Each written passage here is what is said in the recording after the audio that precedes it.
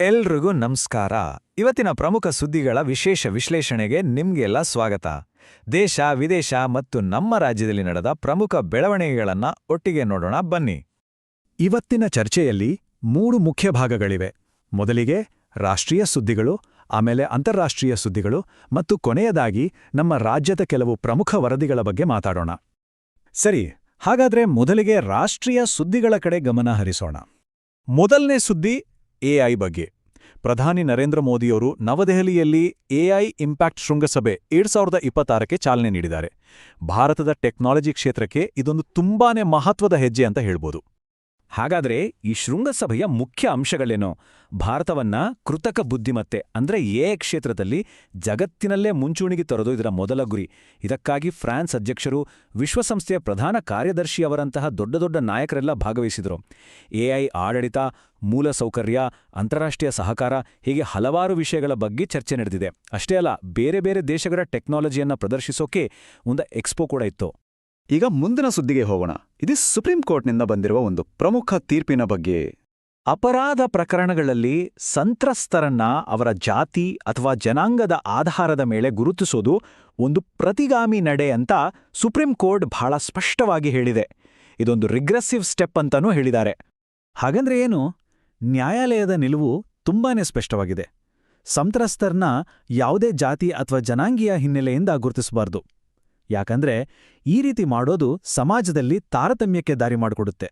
ಅಪರಾಧವನ್ನ ಕೇವಲ ಅಪರಾಧ ಅಂತಾನೇ ನೋಡಬೇಕು ಮತ್ತು ಅದರ ಮೇಲೆ ಕಠಿಣ ಕ್ರಮ ತಗೋಬೇಕು ಅನ್ನೋದು ನ್ಯಾಯಾಲಯದ ಅಭಿಪ್ರಾಯ. ಸರಿ, ಈಗ ನಮ್ಮ ದೇಶದ ಆರ್ಥಿಕತೆಯ ಬಗ್ಗೆ ಮಾತಾಡೋಣ. ಕೇಂದ್ರ ಸಚಿವ ಪಿಯೂಷ್ ಗೋಯಲ್ ಅವರು ಭಾರತದ ಮುಂದಿನ ಆರ್ಥಿಕ ಗುರಿಗಳ ಬಗ್ಗೆ ಕೆಲವು ಮಹತ್ವದ ವಿಷಯಗಳನ್ನ ಹಂಚಿಕೊಂಡಿದ್ದಾರೆ.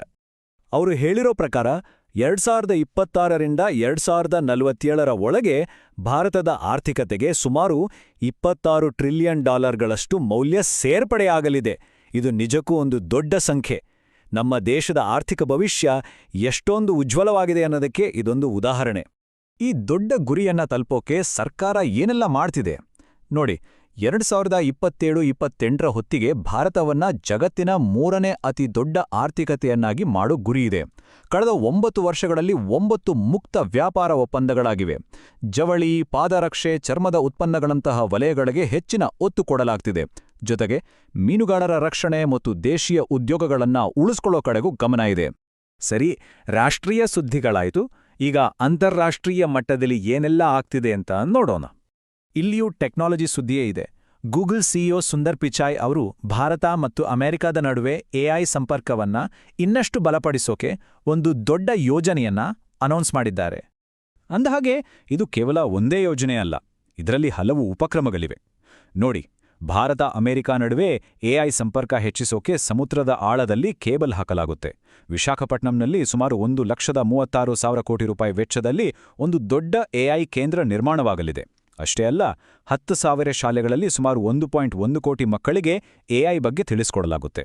2 ಕೋಟಿ ಸರ್ಕಾರಿ ನೌಕರರಿಗೆ 18 ಭಾಷೆಗಳಲ್ಲಿ ತರಬೇತಿ ಹಾಗೂ ವಿದ್ಯಾರ್ಥಿಗಳಿಗೆ ಗೂಗಲ್ ಎಐ ಪ್ರೊಫೆಷನಲ್ ಸರ್ಟಿಫಿಕೇಟ್ ಕೂಡ ಸಿಗಲಿದೆ. ಇದು ನಿಜಕ್ಕೂ ಒಂದು ಕಾಂಪ್ರಹೆನ್ಸಿವ್ ಪ್ಲಾನ್. ಈಗ ನಮ್ಮ ನೆರೆಯ ದೇಶದ ಕಡೆ ನೋಡೋಣ. ಭಾರತ ಮಾಲ್ಡೀವ್ಸ್ಗೆ ತನ್ನ ಸಹಾಯ ಹಸ್ತವನ್ನ ಮುಂದುವರೆಸಿದೆ.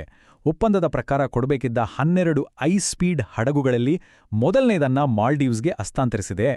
ಈ ಸಹಾಯದ ಉದ್ದೇಶ ಏನು?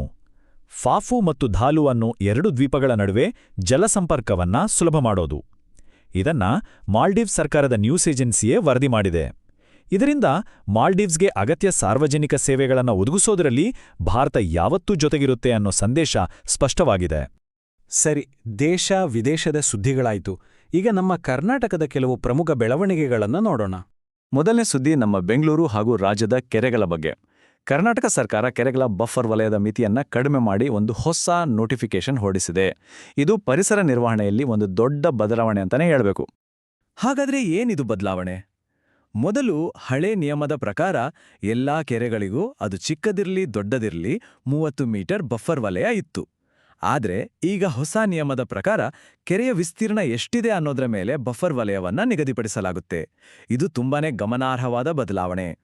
ಈ ಹೊಸ ನಿಯಮದ ವಿವರಗಳನ್ನ ನೋಡೋದಾದ್ರೆ, ಅತಿ ಚಿಕ್ಕ ಕೆರೆಗಳಿಗೆ ಯಾವುದೇ ಬಫರ್ ವಲಯ ಇಲ್ಲ, ಅಂದ್ರೆ 0 ಮೀಟರ್. ಹಾಗೆಯೇ ಕೆರೆ ದೊಡ್ಡದಾದಂತೆ ಬಫರ್ ವಲಯದ ಮಿತಿಯೂ ಹೆಚ್ಚಾಗ್ತಾ ಹೋಗುತ್ತೆ. ಅತಿ ದೊಡ್ಡ ಕೆರೆಗಳಿಗೆ ಮೊದಲಿನಂತೆಯೇ 30 ಮೀಟರ್ ಬಫರ್ ವಲಯ ಮುಂದುವರಿಯಲಿದೆ. ಪರಿಸರಕ್ಕೆ ಸಂಬಂಧಪಟ್ಟಂತೆ ಒಂದು ಖುಷಿಯ ಸುದ್ದಿ ಇದೆ. ರಾಮನಗರದ ರಾಮದೇವರ ಬೆಟ್ಟದಲ್ಲಿ ಅಳಿವಿನಂಚಿನಲ್ಲಿರುವ ಲಾಂಗ್ ಬಿಲ್ಡ್ ವಲ್ಚರ್ ಅಂದ್ರೆ ಉದ್ದ ಕೊಕ್ಕಿನ ರಣಹದ್ದುಗಳ ಬಳಗಕ್ಕೆ ಒಂದು ಹೊಸ ಮರಿ ಸೇರ್ಕೊಂಡಿದೆ. ಈ ರಣಹದ್ದುಗಳ ಸಂರಕ್ಷಣೆಯ ಹಾದಿ ಹೇಗಿತ್ತು ಅಂತ ನೋಡೋದಾದ್ರೆ 2012ರಲ್ಲಿ ರಾಮದೇವರ ಬೆಟ್ಟವನ್ನ ರಣಹದ್ದು ಅಭಯಾರಣ್ಯ ಅಂತ ಘೋಷಿಸಲಾಯಿತು. 2015ರಲ್ಲಿ ಮೊದಲ ಮರಿ ಕಾಣಿಸಿಕೊಂಡಿತ್ತು. ವಿಶೇಷ ಅಂದ್ರೆ 2021ರಿಂದ ಪ್ರತಿ ವರ್ಷವೂ ಸತತವಾಗಿ ಮರಿಗಳಾಗ್ತಾನೇ ಇವೆ. ಆದರೂ ಯಾಕೋ ಏನೋ ಒಟ್ಟು ರಣಹದ್ದುಗಳ ಸಂಖ್ಯೆಯಲ್ಲಿ ಅಂಥ ದೊಡ್ಡ ಹೆಚ್ಚಳ ಕಾಣ್ತಿಲ್ಲ. ಇದು ತಜ್ಞರಿಗೆ ಸ್ವಲ್ಪ ಚಿಂತೆ ತಂದಿದೆ. ಈಗ ರಾಜಕೀಯಕ್ಕೆ ಸಂಬಂಧಿಸಿದ ಒಂದು ಸುದ್ದಿ.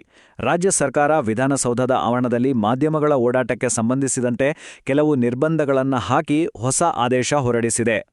ಈ ಹೊಸ ಆದೇಶದ ಪ್ರಕಾರ ಮಾಧ್ಯಮದವರು ಇನ್ನು ಮುಂದೆ ಪಶ್ಚಿಮ ದ್ವಾರದ ಪೋರ್ಟಿಕೋ ಹತ್ರ ನಿಗದಿಪಡಿಸಿದ ಜಾಗದಲ್ಲಿ ಮಾತ್ರ ಮುಖ್ಯಮಂತ್ರಿಗಳು ಅಥವಾ ಸಚಿವರ ಹೇಳಿಕೆಗಳನ್ನು ಪಡೆಯಬೇಕು. ಅವರನ್ನ ಹಿಂಬಾಲಿಸಿ ವಿಡಿಯೋ ಬೈಟ್ಸ್ ತಗೊಳ್ಳೋದನ್ನ ನಿಷೇಧಿಸಲಾಗಿದೆ. ಸಹಜವಾಗಿಯೇ ಈ ಕ್ರಮಕ್ಕೆ ವಿರೋಧ ಪಕ್ಷಗಳಿಂದ ತೀವ್ರ ಟೀಕೆ ವ್ಯಕ್ತವಾಗಿದ್ದು ಇದನ್ನ ಪ್ರಜಾಪ್ರಭುತ್ವ ವಿರೋಧಿ ನಡೆ ಅಂತ ಕರೆದಿವೆ. ಕೊನೆಯದಾಗಿ ಅಭಿವೃದ್ಧಿ ಮತ್ತು ಪರಿಸರದ ನಡುವಿನ ಸಂಘರ್ಷಕ್ಕೆ ಸಂಬಂಧಿಸಿದ ಒಂದು ಸುದ್ದಿ. ಅದೇ ಆಗುಂಬೆ ಘಾಟಿ. ಈ ರಸ್ತೆಯನ್ನ ಅಗಲೀಕರಣ ಮಾಡೋದು ಅಥವಾ ಸುರಂಗ ಮಾರ್ಗ ನಿರ್ಮಿಸೋದಕ್ಕೆ ಒಂದು ಡೀಟೇಲ್ಡ್ ಪ್ರಾಜೆಕ್ಟ್ ರಿಪೋರ್ಟ್ ಅಂದ್ರೆ DPR ತಯಾರಿಸೋಕೆ ಕೇಂದ್ರ ಸರ್ಕಾರ ಮುಂದಾಗಿದೆ. ಈ ಆಗುಂಬೆ ಘಾಟಿ ಯೋಜನೆ ಯಾಕಿಷ್ಟು ಮುಖ್ಯ? ಇದು ಉಡುಪಿ-ಶಿವಮೊಗ್ಗ ರಾಷ್ಟ್ರೀಯ ಹೆದ್ದಾರಿ 169A ವ್ಯಾಪ್ತಿಗೆ ಬರುತ್ತೆ. ಸುಮಾರು 21 ಕಿಲೋಮೀಟರ್ ಉದ್ದದ ಈ ರಸ್ತೆಯಲ್ಲಿ ಬರೋಬ್ಬರಿ 14 ಹೇರ್ಪಿನ್ ತಿರುವುಗಳಿವೆ. ಈ ತಿರುವುಗಳಿಂದ ಆಗ್ತಿರೋ ಸಮಸ್ಯೆಯನ್ನ ಬಗೆಹರಿಸೋದು ಯೋಜನೆಯ ಮುಖ್ಯ ಗುರಿ. ಇದೇ ಪ್ರದೇಶದಲ್ಲಿ ಕಾಳಿಂಗ ಸರ್ಪ, ಸಿಂಹಬಾಲದ ಸಿಂಗಳೀಕದಂತಹ ಅಪರೂಪದ ಜೀವಿಗಳು ಇವೆ ಅನ್ನೋದನ್ನ ಮರಿಬಾರ್ದು. ಹಾಗಾದ್ರೆ ಇವತ್ತು ನಾವು ನೋಡಿದ ಕೆರೆ ಬಫರ್ ವಲಯದ ಸುದ್ದಿ ಇರ್ಬೋದು ಅಥವಾ ಈ ಆಗುಂಬೆ ಘಾಟಿ ಯೋಜನೆಯೇ ಇರ್ಬೋದು, ಇವೆಲ್ಲವೂ ನಮ್ಮ ಮುಂದೆ ಒಂದು ದೊಡ್ಡ ಪ್ರಶ್ನೆಯನ್ನ ಇಡುತ್ತೆ. ಅಭಿವೃದ್ಧಿ ಯೋಜನೆಗಳು ಮತ್ತು ಸೂಕ್ಷ್ಮ ಪರಿಸರ ವಲಯಗಳ ಸಂರಕ್ಷಣೆ ಇವೆರಡರ ನಡುವೆ ಸರಿಯಾದ ಸಮತೋಲನವನ್ನ ಸಾಧಿಸೋದು ಹೇಗೆ? ಇದು ನಿಜಕ್ಕೂ ಒಂದು ದೊಡ್ಡ ಸವಾಲು. ಇದರ ಬಗ್ಗೆ ಯೋಚಿಸಬೇಕಾದ ಅಗತ್ಯ ನಮಗಿದೆ. ಈ ಚರ್ಚೆಯನ್ನ ಇಲ್ಲಿಗೆ ಮುಗಿಸೋಣ. ಮುಂದಿನ ಸಂಚಿಕೆಯಲ್ಲಿ ಮತ್ತೆ ಸಿಗೋಣ.